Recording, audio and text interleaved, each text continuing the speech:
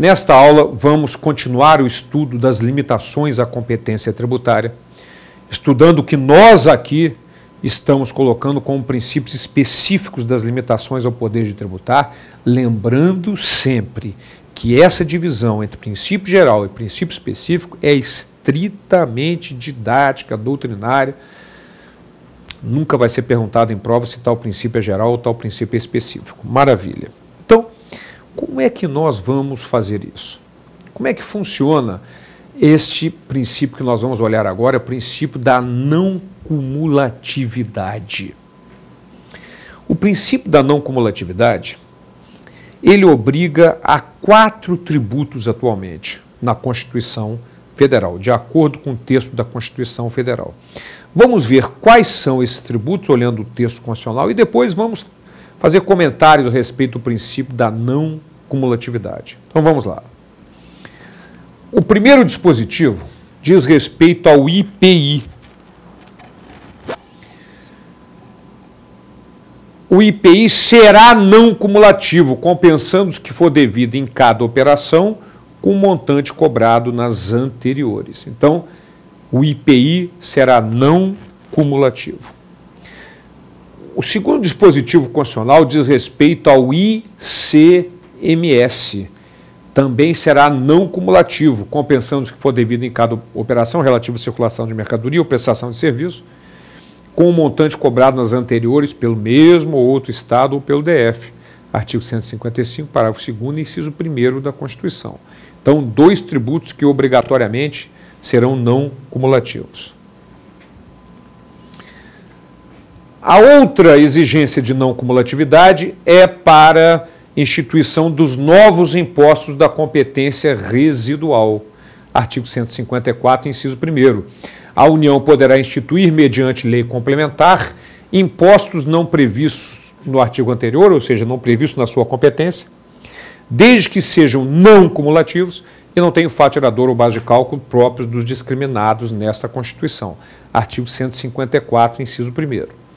E a outra exigência é para a criação das contribuições sociais residuais, novas contribuições para a Seguridade Social, além daquelas que já existem. E atentem que o artigo 195, parágrafo 4º, determina que a lei poderá instituir outras fontes destinadas a garantir a manutenção ou expansão da Seguridade Social, obedecido o disposto no artigo 154, inciso 1º, que acabamos de ver, que exige lei complementar e que determina que terão que ser não cumulativos. Então, a atual Constituição Federal faz estas exigências. Ou seja, terão que ser não cumulativos o IPI, o ICMS, os novos impostos da competência residual e as novas contribuições para a Seguridade Social, chamadas contribuições sociais residuais também. Outros tributos podem ser não cumulativos, mas estes obrigatoriamente o serão. Serão não cumulativos. Legal? Muito bem. Mas vamos entender na prática como funciona a não cumulatividade. Vamos lá. Imagine uma situação na qual a indústria vende por 1.000 para um estabelecimento atacadista que vende por 1.300, para o mercado que vende por 1.700 e o ICMS seja de 10%. Isso vai gerar um débito na indústria de R$100, 10% de 1.000. Quando essa nota fiscal da indústria entra no atacadista, gera um crédito de R$100.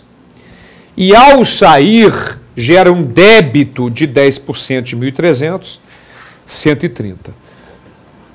No final do período de apuração, o atacadista faz o confronto débito-crédito, que vai resultar no valor de R$30 a recolher, na medida em que tinha um débito de 130 e um crédito de 100. É lógico que nós estamos olhando uma única operação, mas todas as operações funcionam por sazonalidade. Naquele período de apuração, todas as mercadorias que entram geram crédito, as mercadorias que saem geram débito, e aí, neste caso, recolhe-se a diferença. Ou passa o saldo credor para o período seguinte. Se a empresa comprou muito em determinado mês e vendeu menos, o saldo credor vai existir, porque os créditos são superiores aos débitos naquele período.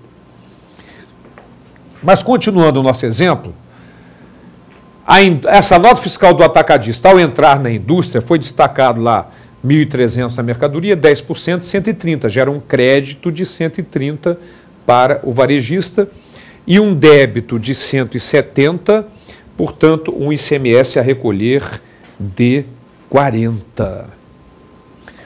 Ora, observe que, na verdade, e vamos voltar depois para a figura para mostrar esse detalhe, cada contribuinte só recolhe pelo que ele acrescentou para vender, pelo que ele adicionou para vender. Por isso, a não cumulatividade também é chamada princípio do valor agregado ou princípio do valor adicionado. Vamos voltar para a figura para a gente entender bem isso. Quanto que o atacadista acrescentou ao preço que vendeu, que comprou, perdão, para vender? R$300. 10% de R$300, 30. Quanto que o mercado acrescentou ao preço de 1.300 para vender? Se ele vendeu por 1.700, ele acrescentou 400. 10% de 440, que é o que ele vai recolher. Então, o princípio da não cumulatividade também é chamado princípio do valor agregado ou princípio do valor adicionado. E, minha gente, são esses 4 tributos que, por força do texto constitucional, terão que ser não cumulativos. Outros podem até vir a ser, mas estes obrigatoriamente o serão, não cumulativos. Certo? Muito bem. O próximo princípio nosso é um princípio da seletividade, que ele varia um pouco de intensidade, vamos dizer assim, de obrigatoriedade. Por que eu quero dizer, o que é que eu quero dizer com isso? O princípio da seletividade determina que quanto mais supérfluo o produto, maior será a alíquota. Quanto mais essencial o produto, menor será a alíquota. Esse é o princípio da seletividade. Legal? Muito bem. Só que há um detalhe. A Constituição cita a seletividade exclusivamente para o IPI e para o ICMS, mas com uma diferença fundamental entre os dois. Então vamos conhecer essa diferença.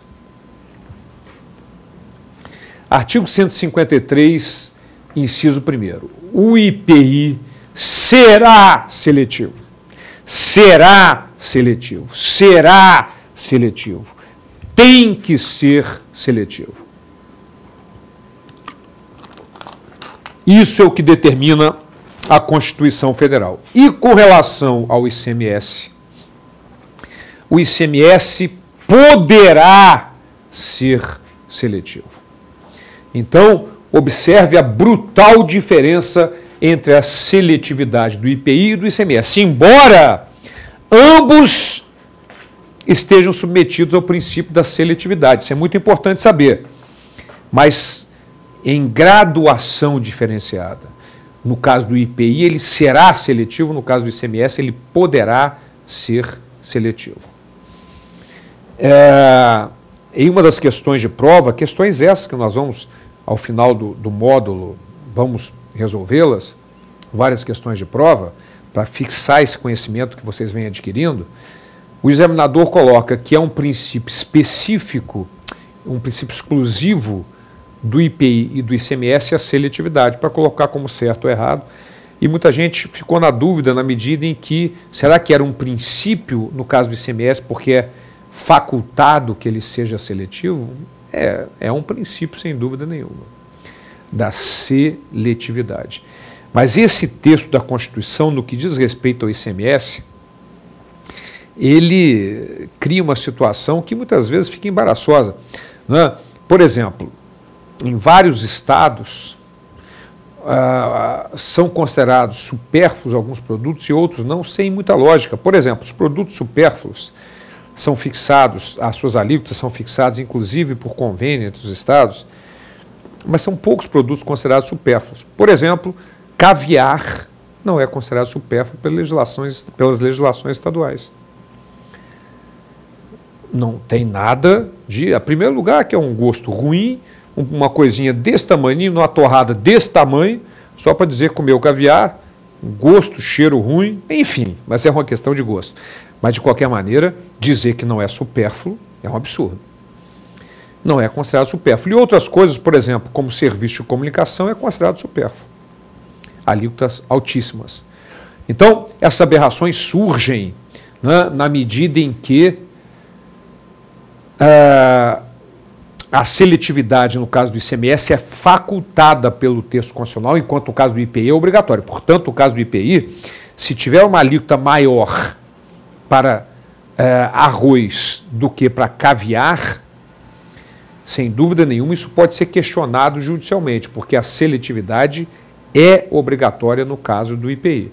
Portanto, quanto mais essencial o produto, menor a alíquota, quanto mais supérfluo o produto, maior a alíquota. No caso do IPI, obrigatoriamente, no caso do ICMS, é facultado estabelecer essa seletividade aos diversos legisladores estaduais e do DF, no caso do ICMS.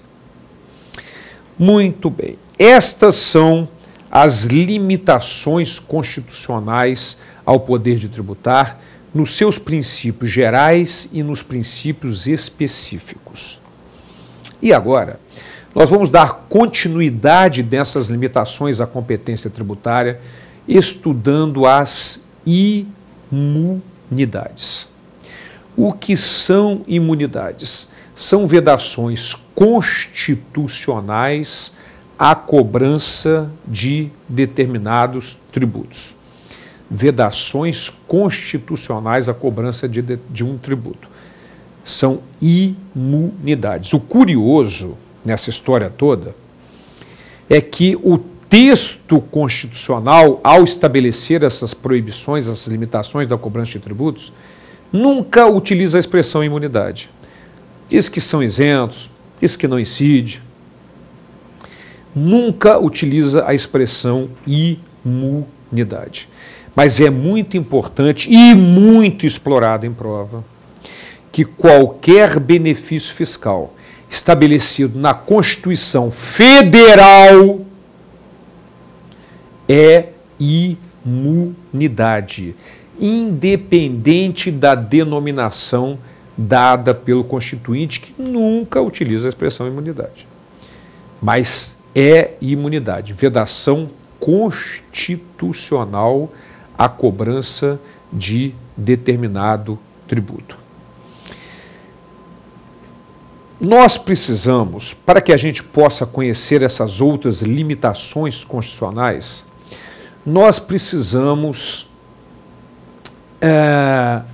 criar o conceito de imunidade, solidificar esse conceito de imunidade, saber estabelecer a diferença entre uma imunidade, uma não incidência, uma isenção, para que não se cometa erro com relação a este benefício fiscal imunidade previsto na Constituição Federal e, portanto, limitação constitucional ao poder de tributar e, portanto, cláusula pétrea atualmente considerada pelo Supremo Tribunal Federal.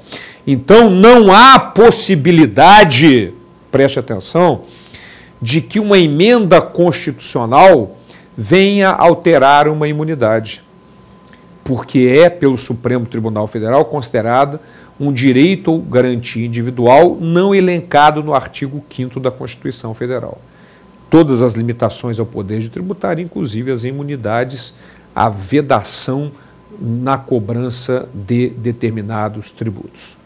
Então, no nosso próximo encontro, nós vamos continuar as limitações ao poder de tributar, estudando o conceito de imunidade e estudá-las individualmente, para nós fecharmos as limitações ao poder de tributar.